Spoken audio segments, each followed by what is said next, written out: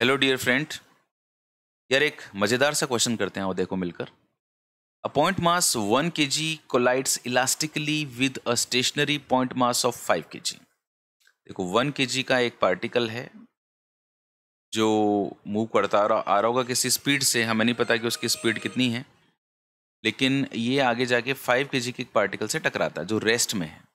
Okay, after collision the 1 kg mass reverses its direction. जो 1 kg वाला particle है ये अपनी डायरेक्शन को रिवर्स कर लेता है और moves with the speed 2 metre per second. For the system of these two masses the kinetic energy of centre of mass. अब देखो यार, kinetic energy of centre of mass मतलब इसमें दो चीज़ें होगी, दो कॉन्सेप्ट हो गए। एक तो काइनेटिक एनर्जी के बारे में बात हो रही है और दूसरी बात इलास्टिक कोलिजन के बारे में बात हो रही है। तो देखो यार, मेरे को कैसे प्रोसीड करना चाहिए।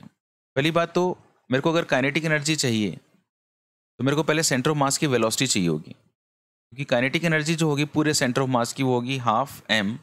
एम का मतलब मैं पूरे सिस्टम का मास लिख दूंगा जो 1 kg प्लस 5 kg है, एंड उसको सेंटर ऑफ मास की वेलोसिटी के स्क्वायर से मल्टीप्लाई कर दूंगा, तभी तो मेरे को सेंटर ऑफ मास की काइनेटिक एनर्जी मिलेगी। तो उसके लिए मेरे को पहले VCM निकालना होगा।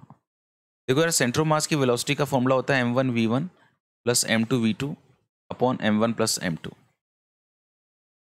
तो m1 मतलब पहला वाला जो मास है, ये वैल्यू कितनी है इसकी 1, एंड इसकी वेलोसिटी, वेलोसिटी मतलब ये वाली वेलोसिटी जो शुरुआत में थी यार, ये तो मुझे पता ही नहीं है, तो मैं सबसे पहले ये कैलकुलेट करूंगा। प्लस m2, m2 मतलब कितना है 5 kg, एंड इसकी वेलोसिटी जो कितनी है 0, ये शुरू में रुका हुआ था ना, ऑन m1 प्लस m2 मतलब 1 प्लस 5।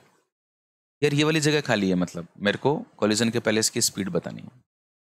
देखो जब इलास्टिक कॉलिजन होता है तो मैं एक बात जानता हूँ कि कॉलिजन के बाद में अगर मैं इसकी स्पीड लिखता हूँ पार्टिकल की, तो पहला वाला जो पार्टिकल होता है उसकी स्पीड अगर कॉलिजन के बाद में लिखी जाए तो उसकी कॉलिजन के बाद में स्पीड का एक एक्सप्रेशन होता है, और वो होता है m1 minus m2 upon m1 plus m2 multiplied by collision के पहले वाले पार्टिकल की speed plus 2m2 u2 upon m1 plus m2। अब देखो यार, दूसरा वाला पार्टिकल तो रुका हुआ है तो u2 जीरो हो गया ना। अगर ये जीरो हो गया तो देखो ये पूरा फैक्टर जीरो हो गया। ये है कॉलिजन के बाद पहले पार्टिकल की स्पीड जो अपोजिट डायरेक्शन में जा रहा है, तो मतलब मैं यहाँ पे -2 लगा सकता हूँ। m1 की वैल्यू मैं 1 पुट कर सकता हूँ 1 kg, m2 की वैल्यू मैं 5 पुट कर सकता हूँ। ये हो गया आपका 1 प्लस 5, और जो उसकी स्पीड है कॉलिजन के पहले की वो मेरे को मिल जाएगी यार। देखो ये तो -2 है, एक में से 5 घटाऊंगा तो कितना बचेगा -4, एंड दिस 1 प्लस 5 कितना हो जाएगा 6, एंड दिस इज u। देखो यार, माइनस से माइनस कट गया, एंड इस 2 से 4 कट गया 2 बार, 2 से 6 कट गया 3 बार, एंड u का वैल्यू आ गया मेरे पास में 3 मीटर पर सेकेंड।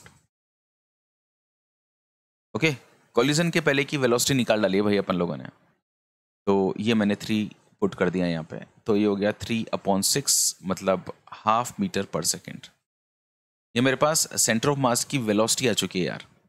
बस अब मेरे पास काइनेटिक एनर्जी आ जाएगी सेंटर ऑफ मास की, क्योंकि काइनेटिक एनर्जी का फॉर्मूला होता है हाफ m पूरे सिस्टम का mass into velocity of centre of मास का स्क्वायर। पूरे सिस्टम का जो मास है वो कितना है 1 kg इसका और 5 kg इसका, तो कितना हो गया 6, and velocity of centre of मास कितना निकाला अभी अभी हाफ, इसका मैंने स्क्वायर कर दिया, ये हो गया 3 और 2 का square 4, and my answer is 0.75 joule. Okay, तो अब वो समय आ गया है जब देखते हैं यार अपने ऑप्शंस में 0.75 का है। ये रहा, this is the correct answer of this question. तो I think you have enjoyed this question, मजा आया होगा आपको। देखो क्या क्या लगा, एक तो सेंटर ऑफ मास की वेलोसिटी का कंसेप्ट लगा इसमें।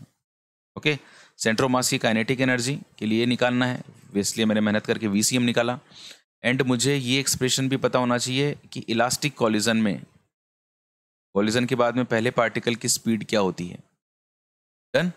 तो ये सारी चीज़ें हम लोगों ने इस क्वेश्चन को सॉल्व करने के लिए की, और इस क्वेश्चन से अगर आपने कुछ सीखा है तो डेफिनेटली अपने किसी बहुत अच्छे दोस्त के साथ इसको शेयर भी करो। Thank you so much.